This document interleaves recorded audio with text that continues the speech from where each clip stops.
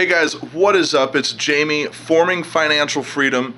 So I had got some constructive criticism from my brother of all people, and it was actually some of the best constructive criticism I could have gotten about this channel. So I built this channel because I got myself into a bad financial situation, and right now I am in the process of climbing out. So what that means is this channel is going to document me climbing out of a bad situation so I can help you guys climb out of bad financial situations. I don't know how I got so far off track of my personality. My brother had told me, he's just like, Jamie, you've already got the personality. Don't try to do something outside of that.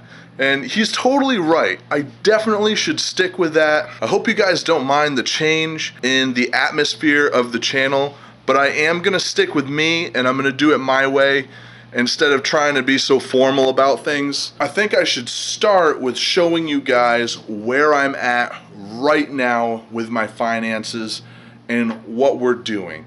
And I'll try to give you guys like a weekly update.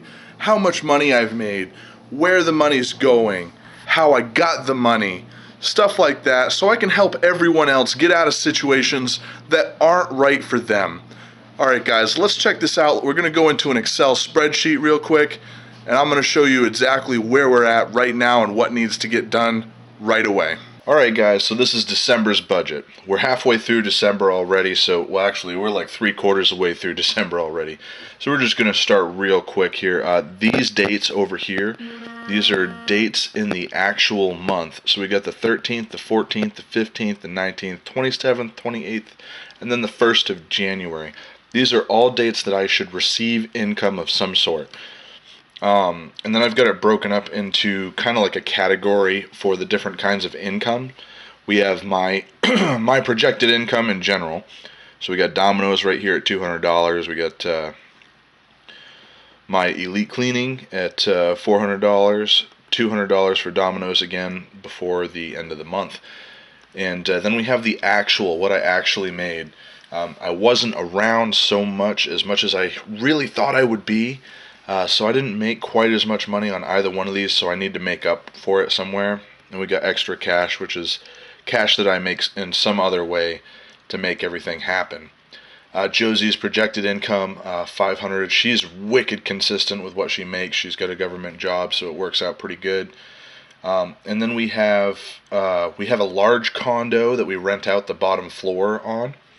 And we get income from our tenants, and that usually goes straight towards rent anyway, but that's a portion of how we work our finances here. So we're just going to go through everything real quick so you guys can see how I do things. I take my totals and I create a projected income which tells me where all my bills are going to be at. I should make $800 this month. Josie should make $1,000. We should have $910 in rent, which gives us a grand total of $2710. Our rent is $1740, and this is something we're not behind on, so this is something we need to keep current and really make sure that it doesn't fall behind. Your place to live should always come first. The next things that we really got into were things that we're actually behind on all of these, but we wanted to make sure that we at least caught up on one. The car, so after rent we're at $970, and then we decided to make the car payment.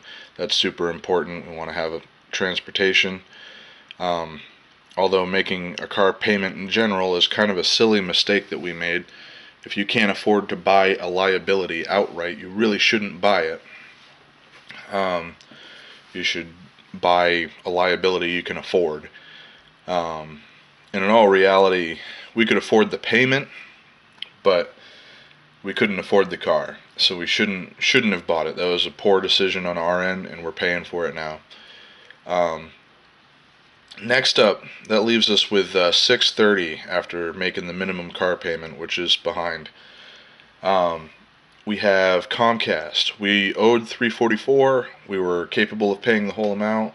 We paid it, which works out really well. And then whatever was left over, we wanted to put towards the electric bill. Really, your electric bill should come right after your rent. But this is just how we calculated how much we would be able to pay in our electric with what's left over with our projected income.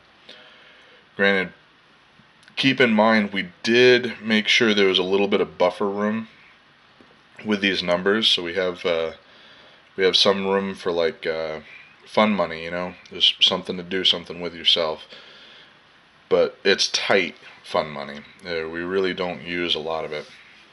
So let's get into the actual income here. My actual paycheck on the 14th was $176. It was a lot less than what we were expecting. So at that point I decided it was time for me to figure out something to make a little bit extra money, and we did manage to make an extra $100. That caught up with that. Then my paycheck came in for elite cleaning. This was significantly less than I was expecting it to be. So now somewhere in between here and here I need to come up with the extra money, which I have almost done, and we'll talk about that in another video, but we're almost there on that. Over here we have Josie's paycheck. It was exactly what we expected. Everything worked out well with it. Our tenants paid rent on time, so we don't have any issues there. Down here I've got projected income totals. So, our projected income. This was the $2,700, and this is what we've actually made this month. I took and I ordered all these payments down here. I took and I put them in order in the way they needed to be paid. The car had to happen first, so we paid that first. Literally the next day we were able to pay the electric bill, and then we weren't able to pay anything on this pay period, but once the 19th hit we were able to pay Comcast, which helped out significantly. So Comcast is all paid. Now we're just putting money away for rent for this month, and that's us climbing from being behind to being in place. It's crazy what happens when you simply just put your numbers out on a sheet of paper and follow it. But this is where we're at. We're going to do an update, and we're going to talk about how I'm bridging this gap in the next video. So we will get out of here and talk to you in person for just a minute before we go. Alright guys, so that is a quick breakdown of our starting point. We're going to move on from here, and we are absolutely going to make some serious progress. I know what to do. I know how to get there. It was really just me being lazy that got us in this situation. So we're going to get out of it, and I'm going to show you guys how to get out of it. Sometimes you got to work more than one job. You know, if you have any questions on what you can do to help your life, what you can do to get out of situations that are bad, or if you have topics that we want to go over, let me know. We will definitely go over them. If you want to get an interview and tell me about your life as an entrepreneur or your life just struggling in general, let me know. We'll make it happen. Alright guys, thank you so much for tuning in to Forming Financial Freedom.